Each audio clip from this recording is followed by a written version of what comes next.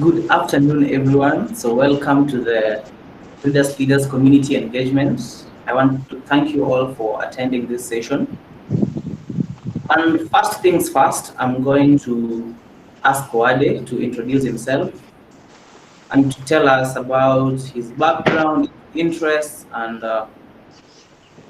just what he does. Okay, once again, good afternoon, guys. As you've probably seen, my name is Atula Owade. I'm an agriculturalist. By agriculturalist, I've been trained as an agricultural engineer. Hapo to JQuat, same as most of you. And I'm also an author, self-trained, so I write. We've done some work with writing work with Solo. That's how we met. And yeah, right now where I'm at is a greenhouse. It belongs to a company known as Anansi Farms, which I partly run. And so far, so good. So far, so good professionally. So I work at Anansi. I also work at King's Agricultural Services. That's me in a nutshell. I'm an agriculturalist and I'm also an author. So I write blogs, but beyond blogging, I write technical documentation. I've done so for a number of organizations. I've done it for the World Bank, for county government of Nakuru. I've done it for think tanks. It's quite broad. So that's me. We'll learn more as we go. Okay. Mm-hmm. Yeah, so Kenya has a 10-year agricultural sector and growth strategy to eliminate hunger and ensure that everyone has access to quality and adequate food. So to achieve this, the government has some objectives to increase smallholder agriculture incomes, to increase agricultural output, and to just value add, and also to increase household food resilience. And this is why we are talking about agriculture and tech today. And I'll just jump into the first thing on the agenda. So we know that agriculture contributes up to 30% of our GDP, about 30%. It employs up to about 40% of Kenyans. And this is 70% of those in rural areas. Yeah, so we know how important agriculture is. It basically drives most part of the economy. So according to you, will you say that Kenya is self-reliant when it comes to food and food production? No, obviously Kenya is not self-reliant. Like we barely produce enough to survive. And ukiangalia the staples, Kenya's staple is maize. Any country that doesn't produce its staple in enough quantities can't be said to be food secure. So we mostly import maize. And maize is a topic on itself. There's so many reasons for that. There's so many reasons why maize doesn't work perfectly in Kenya. But in general, Kenya is not food secure. We are not. Okay. Yeah. Even ukiangalia, even beyond maize, the other staples, like for instance, the something like rice. Consumption of rice has been on a steep rise in the past couple of years, but production has almost stagnated. Same applies to wheat. We mostly import from the wheat belt, the Ukraine, Russia. They provide most of the wheat, and consumption of wheat has also risen. Like for instance, the simplest way to understand that consumption of something like wheat has grown significantly. Like for instance, 10-15 years ago, the number of like consumption of say chapati was probably something a delicacy. Now it's no longer really a delicacy. It's becoming more common. The same thing has happened with the rice. But does Yeah. Kenya produce more rice than it did a while back? At the same time, our population is growing. We are now, people are giving birth at a serious rate. So where do these people get food? yet agricultural production has either stagnated or decelerated. Okay. It has gone Yeah, even. I was just reading about that in 2039 will actually be 81 million Kenyans Mm-hmm. if we continue in this rate. So it will be Uh-huh. 81 million Kenyans, and of course that means more Mm-hmm. people, more houses, and less land to farm. Yeah. Yeah, but at the moment, what do you attribute to this issue of not producing enough food? It's a policy, obviously, like any other thing, there are several factors like that. Any aspect of life, be it food production, sports, any music, there are several factors that can be attributed. But I can mention three main ones why Kenya is not food secure. Okay. The first one is a policy issue. Always, everything rises and falls on politics. Moi alisemaje? Anyone knows what Moi said? Siasa mbaya, maisha mbaya. Yeah, Mbaya maisha exactly. mbaya. Yeah, so tuseme food insecurity ya Kenya, it's a factor of siasa mbaya, maisha mbaya. Juu mm, like Kenya has very good policies, all manner of policies. There are lots of policy papers relating to agricultural production, value addition, storage, all other aspects of agriculture, but the implementation is one thing. Now, the implementation bit is a factor of corruption. Kenya, as we all know, is a very corrupt country. So, like for instance, there are support programs, like for instance, for maize farmers, but you may find policy situations where intentionally farmers are under provided, such that they can't compete with imports. That's why you find we import mainly from the region and even as far as Mexico. Yeah. It's too expensive to produce in Kenya because the policies aren't as supportive, and even where there is support, the corruption comes in. Another Okay. thing, another major reason for our food insecurity, which is still within the policy framework, it has to do with culture. We think that maize is our staple. We've been cultured to consume maize as our staple.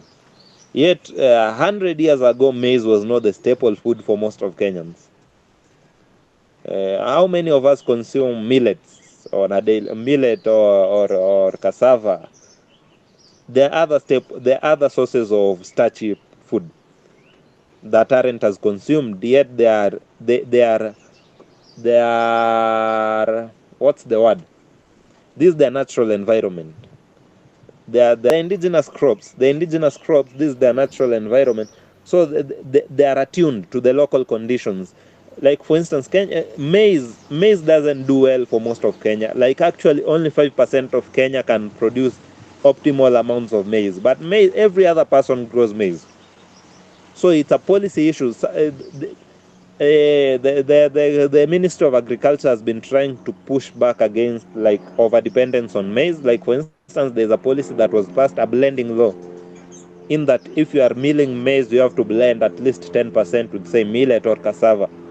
But it's not been done. Like I saw a survey, it came out the other day. Only around 25% of millers have been able to do that because it's expensive doing that. And even if not expensive, there's not enough production. There are not enough incentives, for instance, for cassava to be produced in a manner that Okay. can compete.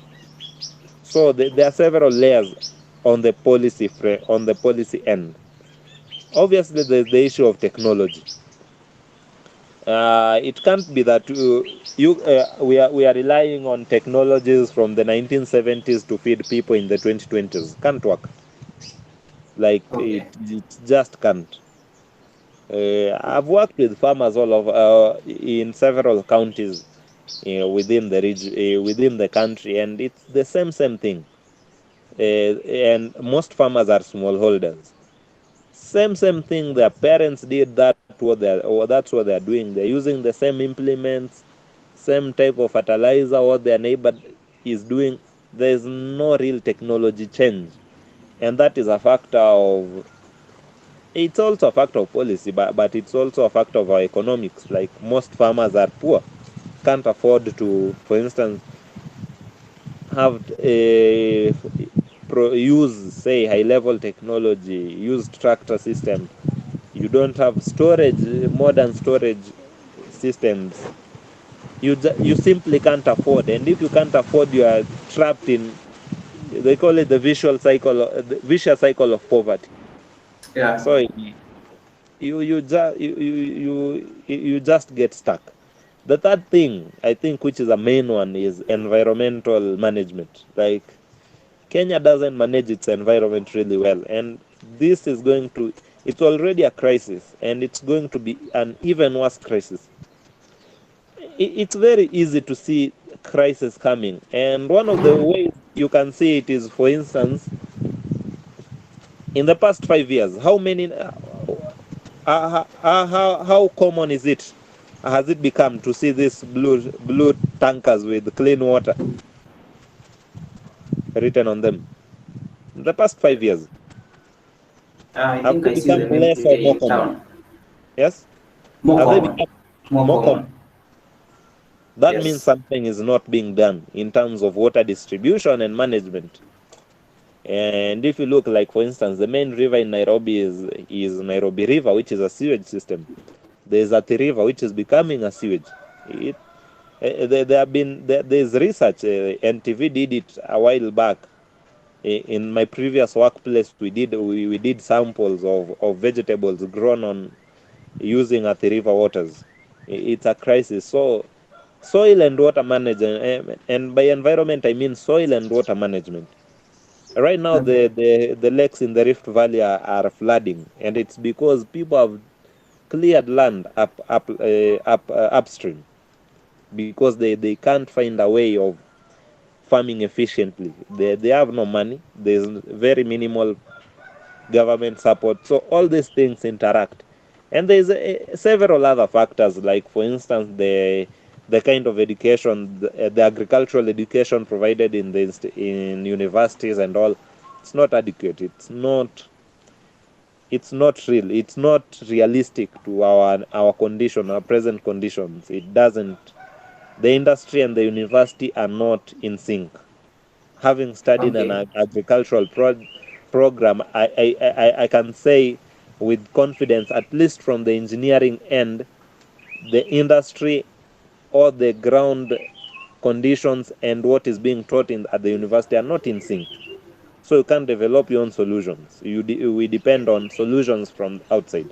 Solutions from outside can never solve our own problems. So we have to solve them internally. But there's all those issues. So Kenya can't, as long as we can't solve these three main issues, we can't be food secure, which is Okay, risky.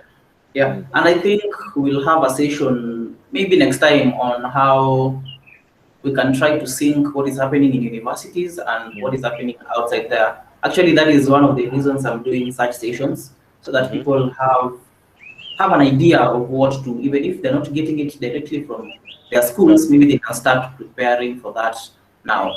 Yeah, the Yeah, realities of yeah. this. And then yeah. And then you've talked about culture. We like to eat ugali and Uh-huh.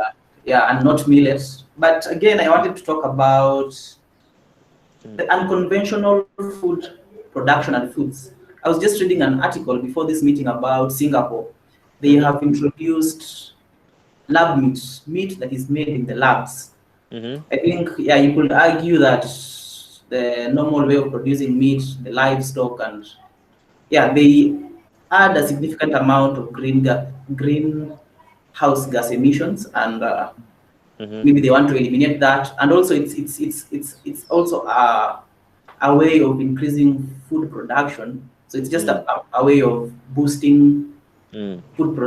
production. So I Mm. want you to talk about that, but for example, I think at some point, okay, I know what you are dealing with, and you are producing chicken feed. So maybe you can talk about that, because that is not something that is mainstream. Okay, and from my understanding, by what you mean, and let me first speak about lab-grown meat. There Okay. are things which are any time you speak about food, you have to understand food is a factor of culture. That's why I spoke of maize as being a culture. Food can never be viewed as just food. Food is culture. Like we eat certain foods for specific occasions. Unaona? Like for instance, we have a culture of now we have birthday cakes. You don't eat birthday cakes daily. Sindio? We have, for instance, I don't know, chicken. In most cultures, there is even chicken parts, specific parts for specific categories of people. So Yeah.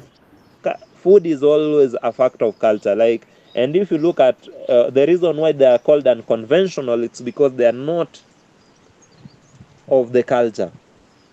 Like they're not things which have been people have been cultured into eating before. Like for instance, if I were to tell you that this is lab grown meat, you wouldn't eat it as comfortably as meat that has been slaughtered from some animal. If I were to tell you to eat dog meat, you won't be as comfortable as say a Chinese who eats. For them, it's normal. Like for a Luo, maybe it's normal to eat omena. For a Somali, that's a very foreign food. You understand? Yes. Food is a factor of culture. So by unconventional, I think my understanding is that it's not of the culture. When you're speaking of greenhouse gases, now that brings another dynamic. It says in a, like there's something called sustainable intensification of agriculture. Probably that is where you are heading to.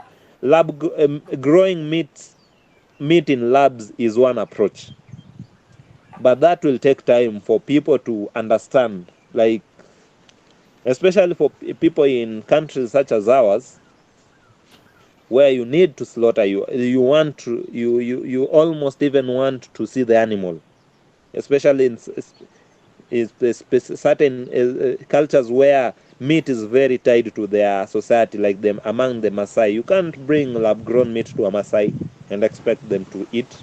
It's difficult, you see. So to avoid this situation here, climate change, there is something called sustainable intensification. There are several other aspects of it. They are all called there's conservation agriculture, there's ecosystem based adaptations, there's all manner of things, but they are all aimed at conserving the environment, ensuring that if we produce food today, we produce it sustainably such that future populations can still get the chance to use this land, to use these sources of water for their production. What we are doing here at Anansi, like for instance, we are producing animal feed. Chicken is that just one category of animals which can feed. Or on these insects, we are producing insects. Now, right now, what people use as animal feed in the protein component is soya and omena. These things have a severe impact on the environment. So it's possible to produce, for instance, insects on using less space, using less resources, and possibly recycling waste food, organic matter into back into the food system. So that's what we are doing, and it's unconventional in that it's not something that has been done largely before. It's still an emerging industry, and there are several other emerging industries, and it will take cultural shifts for these things to be adopted. For animal feeds, it's easier to be adopted, but for human food, that will take time. That will take more time. So that's my All right. understanding of your question. Okay, and another thing is, are the food safe? Would you say, let's say the lab meat, would you say it's Mm. safe? I'm not an Should we authority should on that. we should we embrace them? I'm in no position to speak about lab meat. I don't know enough about lab meat to speak about it. So Okay. it's a topic I'd rather not go into because I don't understand. Okay. I know if trials have been done and it's been proven to be safe, fair. I don't know about the palatability, how, it's not just about safety. Like, what does it look like when it's cooked? How does it taste? Or what does it smell like? There are such factors. All these are factors of food. Because if I were to bring you a rice that is red in color, yet safe, very safe, it would be very easy for you to embrace it. You are used to white rice, maybe creamish, but nothing beyond that. So it's always a factor beyond safety. I think probably there's whoever grows those pieces of meat, they've done their safety tests. They should be safe. But as I said before, I'm not an expert in that line. I can't speak on lab meat. I can fumble around, but Okay. Yeah. yeah. Actually, the Singapore Food Agency has approved it, so it's something So that's if they happening have in approved Singapore. it means it meets the safety standards. Now it will Yeah. have to meet the cultural test, because that's the most critical. It might be safe, but not culturally acceptable. Okay. So I think that is Yeah, something to we'll yeah, be looking out for. Yeah. yeah. You might be in a Muslim country where pigs can grow really well, really fat, but is it culturally acceptable to grow meat, pork, or to produce pork over there? So the other questions of culture, questions of religion, yeah, and questions of just taste. Okay. Then moving on, most of the audience, not many, but most of them are in tech field or interested in tech.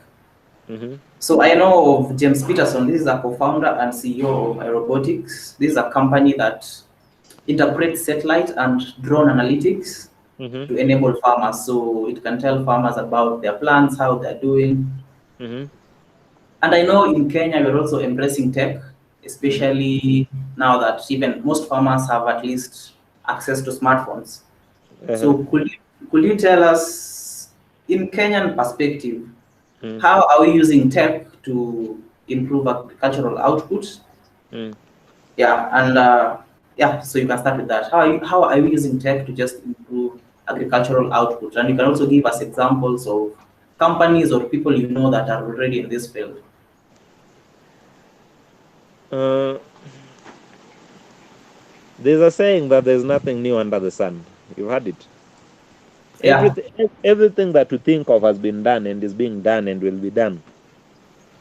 All this tech, what everything, satellite imagery, using big data for agriculture, analytics, all these things, all they are platforms. Safaricom has DigiFarm, there's Ujuzi Kilimo, there's Mkulima Young, Twiga Foods is building a farm using all manner of big data systems. All these things have been done targeting specifically smallholder farmers in Kenya.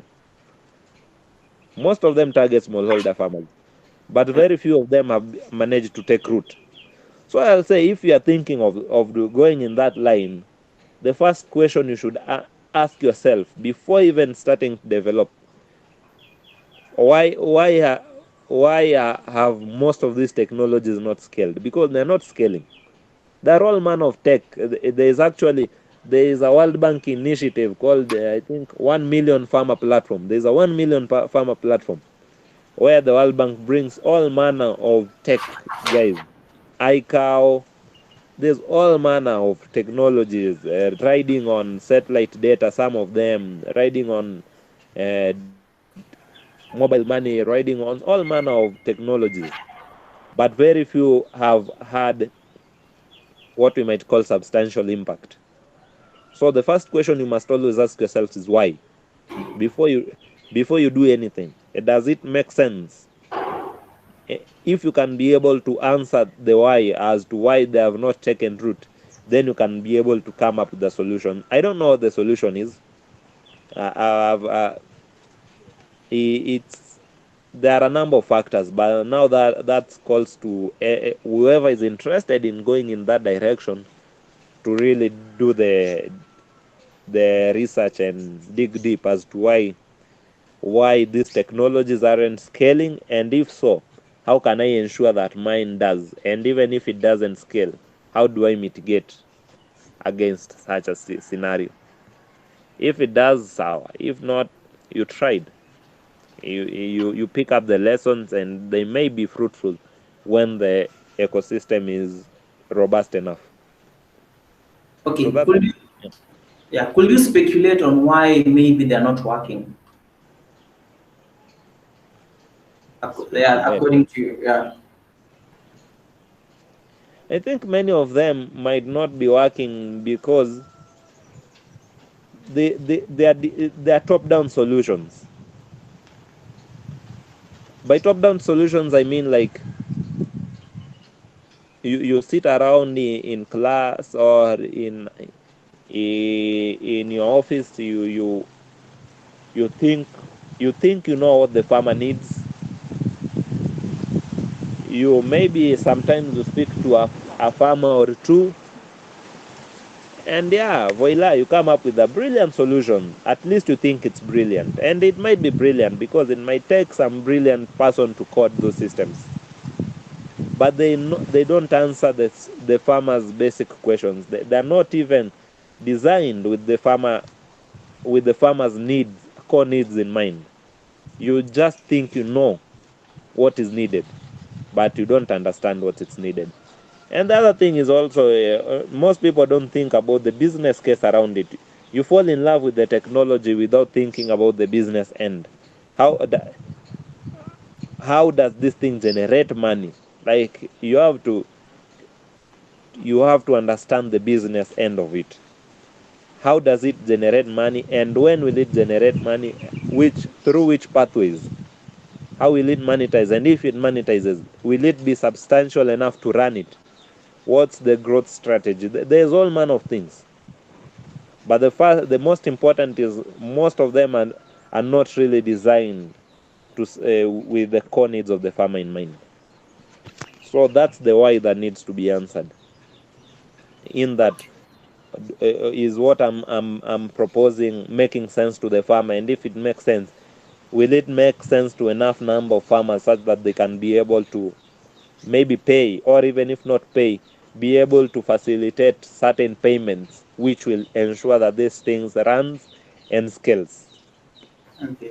So you must think of it from both a business end and a realistic ground condition end. Okay, but if you ask me, I'm thinking that this tech has to work because if we can maximize production and value add in a small piece of land, and if tech will help with that, then I think it has to work because when we started, we said that the population is increasing, meaning farming land is reducing, and people need to eat. The food needs are actually increasing. Who says it has work? It has to work. Who says so? Or what says that it has to work? What's the alternative? The alternative is to think about it from a business end. Okay. We are in a free market economy. You always have to think from a business end. We are not a communist state whereby things are like we are in a very vicious economy. It's capitalist, and it has its deficiencies. So nothing is guaranteed to work until you fully understand it end to end. You might not always understand it end to end, but you need to understand it at least 80%. How does this thing work? How does it monetize? Like, does it make sense for me to put 20 sensors in a 1 acre piece of land? So it will give me all manner of signals, and I'll be able to analyze this data. But does this data translate to something tangible, something economically viable? You Okay. understand me? Yeah. But what I'm saying is, like, think critically. Don't fall in love with the solution in that it has to work. No one promises you anything in this world. So just think about it critically, take your time, analyze all the things that could go wrong and mitigate against them. Yeah, but as you're speaking, I'm thinking that is the journey of a startup, maybe. And most of these tech companies in agriculture are actually startups, so they're still trying to figure out things. Why do So, you have to experience the same problems other people have experienced? Why don't you learn from their mistakes? Why do you need to do the same mistakes in the name of that's the journey? Does it make sense to spend a year or two wasting time when you could just understand why didn't this thing work? Then take why didn't this other thing work? So what things do I need to avoid? You don't have to repeat the mistakes of other people. It doesn't make sense at all. okay, You you don't have to romanticize suffering. Why suffer when you can live a nice life? Why suffer? okay, and now because of what you said, and moving on to our last agenda, Mm, now that you've been on the field, I think you've observed why some tech, those guys in tech and doing agriculture, maybe it's not working out for them, or they're still mm, they're yet to scale. What are some of the areas you could suggest for maybe people in this audience want mm, to venture into tech and mm, agriculture? So, what are some of the insights you can give them? What are some of the areas you see mm, that have potential that they can actually exploit mm, as tech and as mm. agriculturists? The only insight I'll say is learn from the mistakes of those who have gone before you, and there's nothing new under the sun. Whatever you are thinking of doing has already been done. So read before you even put in any money, any time. Put the most effort in reading, understand what has been done, speak with people who have done it, and ask them. Most of them are available. What didn't work? What worked? Understand that. If you are designing anything for farmers, go and meet actual farmers. Don't think farmers are like. Don't think you know what they need. Go speak with them. Spend the most time with them. Understand their needs. And if that need is big enough, because the need might be there, but it might not be big enough to make business sense. At the end of all this reading, you have to understand whether your technology, however nice it is, does it make business sense given the situation? Because Okay. at the end of the day, it has to be a business. Unless you're trying to set up an NGO, it has to have a business case around it. So always think along those lines. Don't be bamboozled by your own brilliance. Yeah, unasikia sema akili nyingi huondoa maarifa. Siachie akili nyingi ziondoe maarifa. Common business sense always has to be factored in. Okay. Yeah. So, what do you think? What is the future of agriculture in Kenya? Does tech have any part to play in the future of agriculture in Kenya? Yeah, it definitely has a part. It has to. The future always has to be defined by tech. But now we have to understand, given our context, understand most of our farmers are smallholders. Most of our farmers are very old. So how do you get tech that works for them? If not, how do you encourage more young people to get into agriculture? That may be even be beyond your scope. So in all these things, you have to understand like does whichever tech solution that I'm proposing make sense given our context? Does it make business sense? If it doesn't make business sense, don't go for it, because like you'll just suffer. You don't need to suffer. Why suffer? Okay. Always always understand whether whatever you are doing, don't romanticize the suffering in the name of the journey of a startup.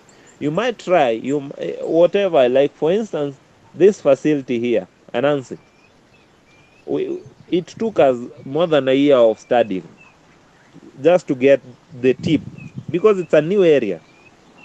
But we knew some things that without solving we can't go in. It won't make business sense. So just understand the barriers.